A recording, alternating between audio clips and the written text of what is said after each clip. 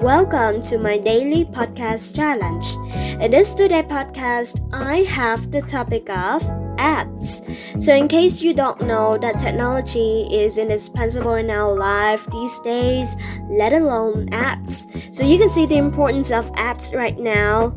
So I have 4 questions there. We come to the question number 1. The first one, what kind of apps do you often use? Well, obviously, smartphones are ubiquitous right now, so using application is an inevitable part of my everyday life. I have to admit that I'm guilty of having more apps than I know what to do with them. So I think it's a problem that everyone can relate. On a regular basis, I use social media apps the most. For the most part, I spend time on Facebook, on my Instagram, on my YouTube, and the like. So I just install these apps on my phone to quickly update what my friend is up to. Just by scrolling through my news feed, and it's really convenient, right?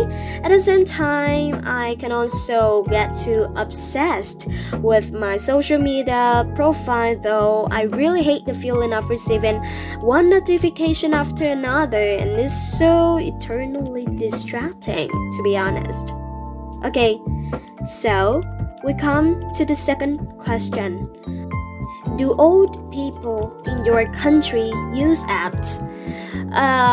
Well, old people are typically perceived as being technophobe or absolutely not having the faintest idea of technologies, let alone apps or how to use them. However, contrary to the popular belief that more and more elderly people are actually tech savvy, just like my grandmother, she has a ton of apps on her tablets, from social media to entertainment to healthcare, etc. That said, it's just hysterical watching her struggle to recall her Facebook password from time to time. It's really hilarious. Okay, so we come to the third question. What is an app that you would like to have in the future? To be honest, I'm quite clueless about programming and something like that, so I'm not really sure what would be the next big thing in terms of apps or Having said that, the trend that I can see today is people take advantage of AI, the artificial intelligence, to facilitate our life. I said that because AI covers all aspects of life, from healthcare to education to agriculture to entertainment, so on and so forth. So it really augments our experience. Like, for example, just take the choosing clothes process into consideration. Imagine that one day I just ask my mirror that what should I wear today, and it will answer me depending on whether I join in the formal events or I want to wear the casual clothes, and it will choose for me.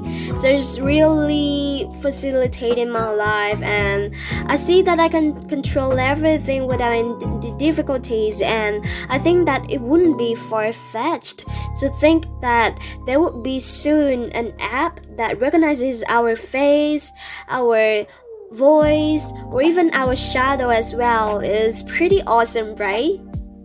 Okay, so we come to the last question. What are some popular apps in your country? I have to admit that Vietnamese people are quite a tech-savvy bunch. So we have a lot of gadgets on our phones, and for the most part, we spend a great deal of time on social media apps. So I guess they are extensively used apps right now. For example, Facebook or Instagram or YouTube. And another thing is that the Vietnamese teenagers or all teenagers all over the world, that they really take the appearance of social media into consideration, so they attach the importance to look as pretty as possible on social media. So they use a ton of photo editing tools, and they spend a huge time perfecting their image. And this waste of time is a bit delusional, to be honest. The next thing I think is the carpool applications. Like in Vietnam, we use Grab bike. It's just the equivalent of U-bike, so to speak. I guess so. So that is the end of our speak today. Thank you, and see you